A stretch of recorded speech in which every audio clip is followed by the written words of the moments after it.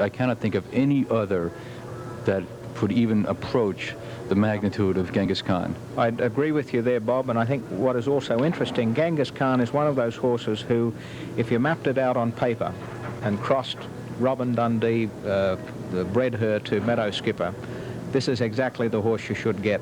He's lived exactly up to what his breeding predicts he would be. Okay, there you have it. Genghis Khan, a horse for his pedigree.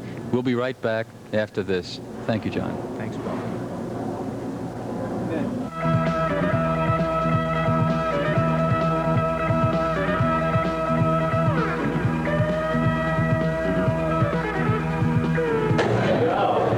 Hi, I'm Bob Marks. Everybody knows I know a winner when I see one. Hi, how are you? And for my money, the bottom of the barrel wins the race for best restaurant. Hey, how you doing? The bottom of the barrel wins the race for best restaurant by a mile. When you dine at the bottom of the barrel, you can play your international casino favorites because everyone is a winner. And if you are an early bird, you can get the special. Fruit cup, salad, entree, dessert, and coffee, all for only $6.95. Remember, the bottom of the barrel is located at 118 Boiling Springs Avenue, East Rutherford, a half block away from Route 20 and Patterson Plank Road, and just minutes away from the whole Meadowlands complex. Play your favorites to win. Come on down to Bottom of the Barrel. What's the best restaurant around? Bottom of the barrel!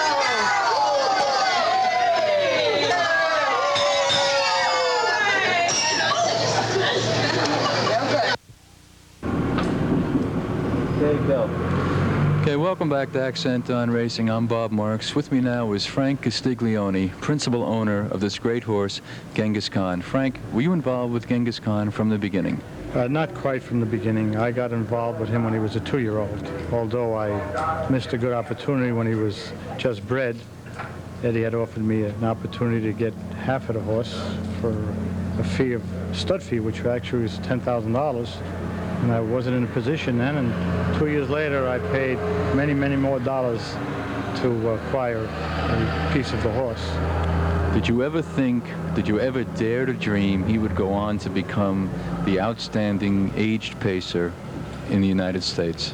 Not really. I always had the highest hopes and expectations, but of course that's a dream that people have and never comes true, and it was my greatest expectation to see it happen. It just wasn't something I thought could happen, although the breeding was there and all the potential was there.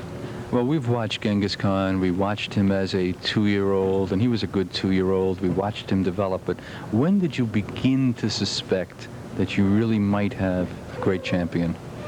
Well, that happened when he went to California last year, and that was a discussion Eddie and I had, and his decision and recommendation was to bring him out to California, change of air and climate. They had a good 1-mile track out there in Hollywood Park, and he felt that it could do him wonders. And the truth of the matter is, it really did, because he won his first race out there. Eddie drove him. And then the second race, which is the American Pacing Classic, is when Genghis really showed what he was, and he won that at 1 1/8. And the price was $288,000, which was the greatest purse in the history of California. And we were all right proud the way he won that race. It was something that you really had to see to believe the moves he made, coming from the second tier and being able to make a move wide down at the up at the top of the stretch and beat all the horses coming home. It was really great. Did you hear that, Genghis? Your father is bragging about you. Okay. What are the future plans for Genghis Khan? Well, right now the main thing is that we're definitely going to stand him in stud. Jersey, of course, New Jersey is the place we want to stand him in, and everybody agrees to that. As to where, we haven't decided yet. Hopefully in the next few weeks we'll make that decision. And that's really it. We've had a lot of offers, of course, on him and syndicating him, but we really turned them down, and we may do a partial syndication. Well, certainly he has to be considered a very valuable commodity as far as breeding is concerned. As we indicated before, he's rather unique, being by the greatest sire that we've ever had here, Meadow Skipper, and of course out of Robin Dundee, the greatest mare that they had down in New Zealand, so I'm sure that the breeders would find him a very attractive commodity. Now, do present plans call for his finishing out the year on the racetrack? It's sort of up in the air. Probably will be. we're trying, well, Eddie will probably tell you more about that when he comes on, but we would definitely like to see him finish off. If he can take that record, that could be the end for him, but that's a decision that Eddie will make, and it's reserved for him, really. Okay, thank you very much, Frank Castiglione. We will now talk with Ed Cobb, trainer of Genghis Khan. Okay, I'm here with Eddie Cobb, trainer of Genghis Khan. Eddie, this is one of the greatest horses I've ever seen. Thank you. I agree with you. He is a great horse. Now, you raced his mother, Robin Dundee. I know you got her very late in her career.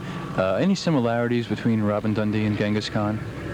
Well, Genghis is a lot bigger. His mother was only about 13 hands and only weighed about 650 or 700 pounds. She was a tiny little mare.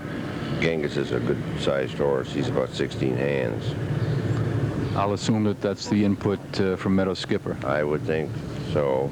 Although Robin Dundee has a half-brother by Flying Song that I saw when we were out in Alberta last fall.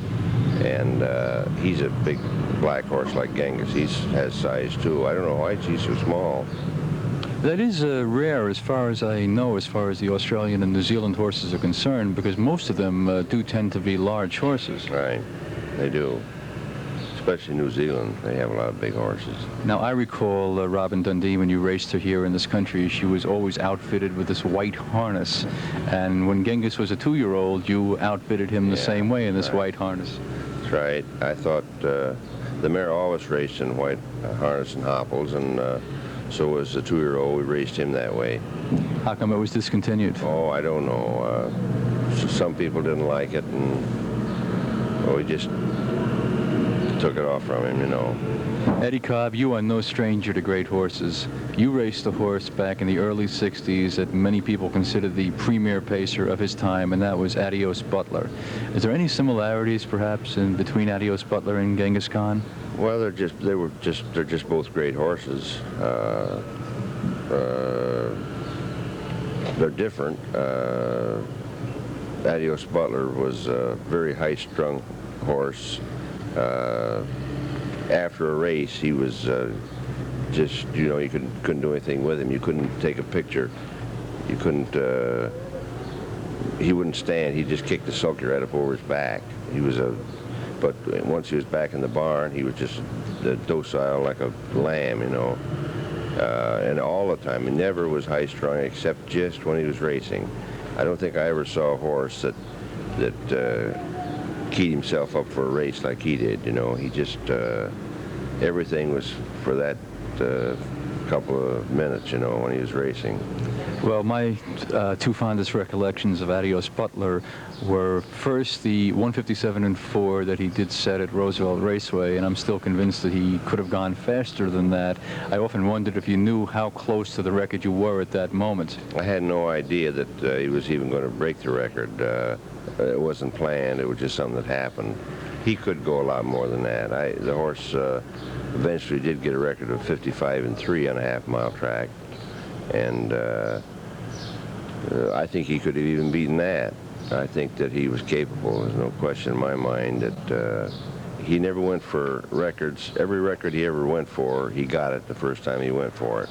He went for the mile record on a mile track, and went 54-3, and Brett Hanover, who broke the record later, he went about 10 or 12 times to break 54-3, and finally